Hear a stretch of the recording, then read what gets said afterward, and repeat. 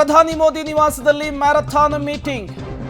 ರಕ್ಷಣಾ ಸಚಿವ ರಾಜನಾಥ್ ಸಿಂಗ್, ಎನ್ಎಸ್ಎ ಅಜಿತ್ ದೋವಲ್ ಕೂಡ ಮೀಟಿಂಗ್ನಲ್ಲಿ ಭಾಗಿಯಾಗಿದ್ದಾರೆ.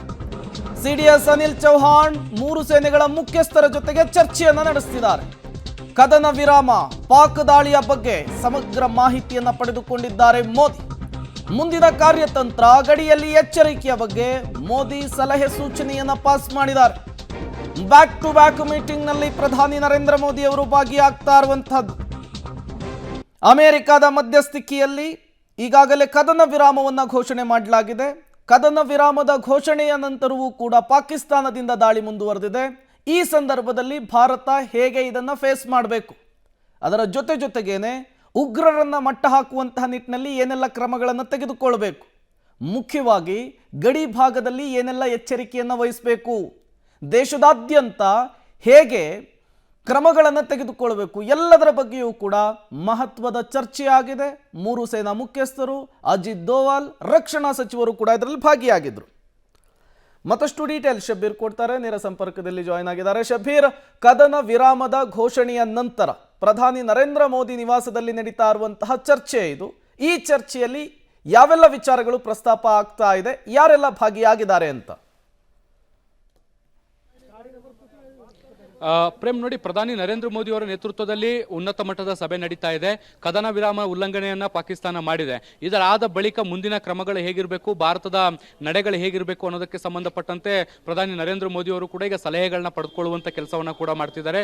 ರಕ್ಷಣಾ ಸಚಿವ ರಾಜನಾಥ್ ಸಿಂಗ್, ರಾಷ್ಟ್ರೀಯ ಭದ್ರತಾ ಸಲಹೆಗಾರ ಅಜಿತ್ ದೋವಲ್ ಸೇರಿದಂತೆ ಗೃಹ ಇಲಾಖೆಯ, ಭದ್ರತಾ ಇಲಾಖೆಯ ಪ್ರಮುಖರೆಲ್ಲರೂ ಕೂಡ ಈ ಒಂದು ಸಭೆಯಲ್ಲಿ ಭಾಗಿಯಾಗ್ತಾ ಇರುವಂತದ್ದು. ಸೊ ನಿನ್ನೆ ರಾತ್ರಿ ಏನು ಘಟನೆ ಆಗಿದೆ ಅನ್ನೋದಕ್ಕೆ ಸಂಬಂಧಪಟ್ಟಂತೆ ಮಾಹಿತಿಯನ್ನು ಕೂಡ ಪಡೆದುಕೊಳ್ತಾ ಇದ್ದಾರೆ. ಇದಾದ ಬಳಿಕ ಯಾವ ರೀತಿಯಾಗಿ ಭಾರತ ಮುಂದಿನ ಸ್ಟೆಪ್ ಅನ್ನು ಇಡಬೇಕು ಅನ್ನೋದಕ್ಕೆ ಸಂಬಂಧಪಟ್ಟಂತೆ ಚರ್ಚೆಯನ್ನು ಕೂಡ ಮಾಡ್ತಿದ್ದಾರೆ. ನೋಡಿ, ಈಗ ಕೇವಲ ಇದು ಭಾರತ ಮತ್ತೆ ಪಾಕಿಸ್ತಾನದ ಮ್ಯಾಟರ್ ಆಗಿ ಉಳಿದಿಲ್ಲ, ಇದೊಂದು ಜಾಗತಿಕ ಮ್ಯಾಟರ್ ಆಗಿ ಪರಿವರ್ತನೆ ಆಗಿರುವಂತದ್ದು. ಯಾಕಂದ್ರೆ ಅಮೆರಿಕ ಮಧ್ಯಪ್ರವೇಶ ಮಾಡಿ ಕದನ ವಿರಾಮವನ್ನು ಘೋಷಿಸುವಂತ ಕೆಲಸವನ್ನ ಕೂಡ ಮಾಡಿತ್ತು.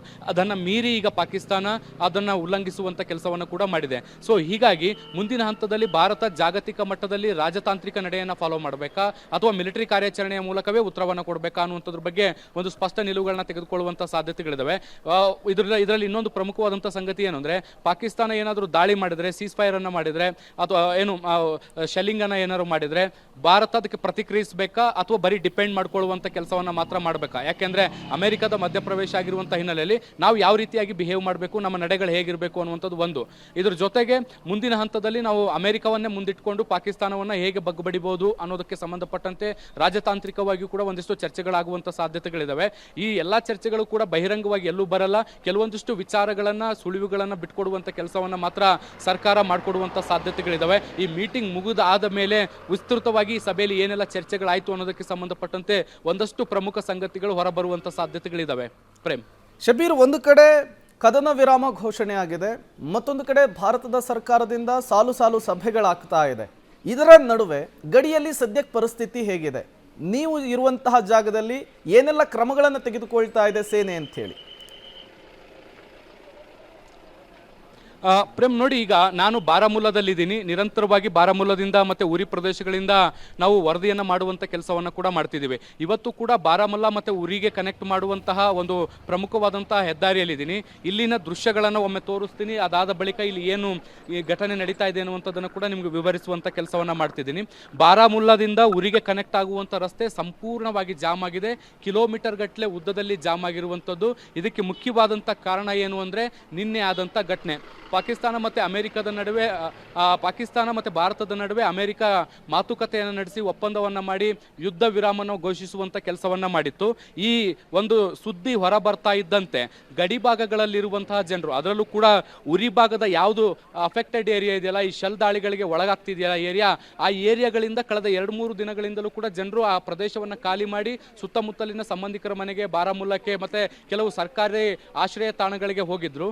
ಈಗ ಯುದ್ಧ ನಿಂತೋಯ್ತು ಅನ್ನುವಂಥ ಕಾರಣಕ್ಕೆ ಅವರೆಲ್ಲರೂ ಕೂಡ ವಾಪಸ್ ಹೋಗುವಂಥ ಕೆಲಸವನ್ನ ಮಾಡ್ತಿದ್ದಾರೆ. ಆದರೆ ಕದನ ವಿರಾಮ ಘೋಷಣೆಯಾದ ಬಳಿಕವೂ ಕೂಡ ಪಾಕಿಸ್ತಾನ ಅದನ್ನು ಉಲ್ಲಂಘಿಸಿರುವಂಥ ಹಿನ್ನೆಲೆಯಲ್ಲಿ ಮತ್ತೆ ನಿರಂತರವಾಗಿ ಶೆಲ್ ದಾಳಿ ನಡೆಯುವಂಥ ಸಾಧ್ಯತೆಗಳಿದ್ದಾವೆ. ಸೊ ಹೀಗಾಗಿ ಗಡಿ ಭಾಗಗಳಲ್ಲಿರುವಂಥ ಜನರು ಹೋಗಬಾರ್ದು ಅನ್ನುವಂಥ ನಿಟ್ಟಿನಲ್ಲಿ ಪ್ರಯತ್ನಗಳನ್ನ ಮಾಡ್ತಾ ಇರುವಂಥದ್ದು, ಅವರನ್ನು ತಡೆಯುವಂಥ ಕೆಲಸಗಳು ಕೂಡ ಮಾಡಲಾಗ್ತಾ ಇದೆ. ಮುಖ್ಯವಾಗಿ ನೋಡಿ, ಅವರ ID ಕಾರ್ಡ್ಗಳನ್ನು ಚೆಕ್ ಮಾಡುವಂಥ ಕೆಲಸಗಳು ಕೂಡ ಆಗ್ತಾ ಇದೆ, ಅವರನ್ನ ತಪಾಸಣೆಗೆ ಒಳಪಡಿಸುವಂಥ ಕೆಲಸಗಳಾಗ್ತಾ ಇದ್ದಾವೆ. ಎಲ್ಲಿ ಶೆಲ್ಲಿಂಗ್ ಆಗ್ತಾ ಇದೆ, ಎಲ್ಲಿ ಮಿಸೈಲ್ಗಳ ದಾಳಿ ಆಗ್ತಾ ಇದೆ, ಎಲ್ಲಿ ಡ್ರೋನ್ ದಾಳಿಗಳಾಗಬಹುದು, ಆ ದಾಳಿಗಳ ಪ್ರದೇಶಗಳಲ್ಲಿರುವಂಥ ಜನರನ್ನ ತಡೆ ಹಿಡಿದು ಅವರನ್ನು ವಾಪಸ್ ಕಳಿಸುವಂಥ ಕೆಲಸ ಆಗ್ತಾ ಇದೆ. ಅದನ್ನು ಹೊರತುಪಡಿಸಿ ಇತರೆ ಬೇರೆ ಬೇರೆ ಯಾವುದಾದ್ರೂ ಪ್ರದೇಶಗಳಿಗೆ ಹೋಗೋರಿದ್ರೆ ಅವರನ್ನ ಮುಂದೆ ಬಿಟ್ಟು ಕಳಿಸುವಂಥ ಕೆಲಸಗಳಾಗ್ತಾ ಇದೆ. ನೋಡಿ, ನೀವು ಆಧಾರ್ ಕಾರ್ಡನ್ನು ತಪಾಸಣೆಗೆ ಒಳಪಡಿಸುವಂಥ ಕೆಲಸಗಳಾಗ್ತಾ ಇರುವಂಥದ್ದು, ಅವ್ರು ಎಲ್ಲಿಗೆ ಹೋಗ್ತಾ ಇದ್ದಾರೆ, ಯಾಕೆ ಹೋಗ್ತಾ ಇದ್ದಾರೆ, ಅವ್ರ ಉದ್ದೇಶ ಏನು ಅನ್ನುವಂಥದ್ದನ್ನು ಸ್ಪಷ್ಟಪಡಿಸಿಕೊಳ್ಳುವಂಥ ಕೆಲಸವನ್ನ ಮಾಡ್ತಿದ್ದಾರೆ. ಕೆಲವರು ಸ್ಥಳೀಯರು ಇಲ್ಲಿ ಸುಳ್ಳು ಹೇಳಿ ಅವರ ಊರುಗಳಿಗೆ ಹೋಗುವಂಥ ಕೆಲಸವನ್ನ ಮಾಡ್ತಿದ್ದಾರೆ. ಮುಂದೆ ಏನಾದರೂ ಪ್ರಾಣಹಾನಿ ಆದರೆ ಅದು ಬೇರೆ ತೀರದ ಸಂದೇಶಗಳಿಗೆ ಸಾಕ್ಷಿ ಏನು ವೇದಿಕೆ ಆಗ್ಬೋದು ಅಥವಾ ಕಾರಣ ಆಗ್ಬೋದು. ಹೀಗಾಗಿ ಸ್ಥಳೀಯರ ಪ್ರಾಣ ರಕ್ಷೆಯನ್ನ, ಅವರ ಸುರಕ್ಷತೆಯನ್ನ ಖಚಿತಪಡಿಸಿಕೊಳ್ಳುವಂಥ ನಿಟ್ಟಿನಲ್ಲಿ ಈಗ ಇಲ್ಲಿನ CRPF ಮತ್ತೆ ಜಮ್ಮು ಕಾಶ್ಮೀರ ಪೊಲೀಸರು ಜಂಟಿಯಾಗಿ ಈ ಒಂದು ಮಿಷನ್ ಅನ್ನ ಮಾಡ್ತಾ ಇರುವಂಥದ್ದು. ಅವರನ್ನ ತಪಾಸಣೆಗೆ ಒಳಪಡಿಸಿ ಅವರನ್ನ ಮುಂದೆ ಕಳಿಸ್ಕೊಡುವಂಥ ಕೆಲಸಗಳು ಕೂಡ ಆಗ್ತಾ ಇದೆ.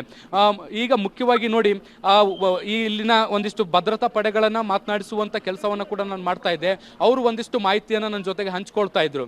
ನೋಡಿ, ಇನ್ನೂ ಕೂಡ ಶೆಲ್ಲಿಂಗ್ ಮುಗ್ದಿಲ್ಲ, ಯಾವಾಗ ದಾಳಿ ಆಗುತ್ತೆ ಅನ್ನುವಂಥದ್ದು ಗೊತ್ತಿಲ್ಲ. ಮತ್ತೆ ಈವರೆಗೂ ಏನು ದಾಳಿಗಳಾಗಿದ್ದಾವೆ ಆ ದಾಳಿಗಳ ಪ್ರದೇಶ ಏನಿದೆ ಅದನ್ನು ಇನ್ನೂ ಕೂಡ ಸ್ಯಾನಿಟೈಸ್ ಮಾಡಿಲ್ಲ, ಕ್ಲಿಯರ್ ಮಾಡಿಲ್ಲ. ಅಂದ್ರೆ ಆ ಶೆಲ್ಗಳೇನು ಬಂದು ಬಿದ್ದಿರುತ್ತೆ ಆ ಪ್ರದೇಶವನ್ನ ಕ್ಲೀನ್ ಮಾಡಬೇಕಾಗತ್ತೆ, ಕ್ಲಿಯರ್ ಮಾಡಬೇಕಾಗತ್ತೆ, ಅಲ್ಲಿ ಜನರು ವಾಸ ಇರೋಕ್ಕೆ ಯೋಗ್ಯವಾಗಿರುವಂತೆ ಮಾಡಿಕೊಡ್ಬೇಕಾಗತ್ತೆ.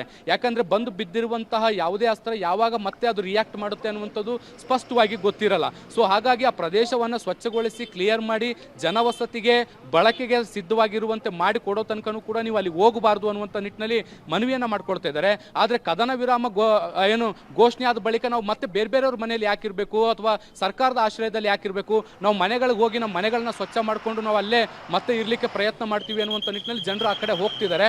ಆದರೆ ಸುರಕ್ಷತೆಯ ದೃಷ್ಟಿಯಿಂದ ಅವರನ್ನು ತಡೆ ಹಿಡಿಯುವಂಥ ಕೆಲಸಗಳು ಈ ಒಂದು ಚೆಕಿಂಗ್ ಪಾಯಿಂಟಲ್ಲಿ ಆಗ್ತಾ ಇದೆ. Prem, okay, thank you Shabeer ತಮ್ಮೆಲ್ಲ ಮಾಹಿತಿಗಾಗಿ.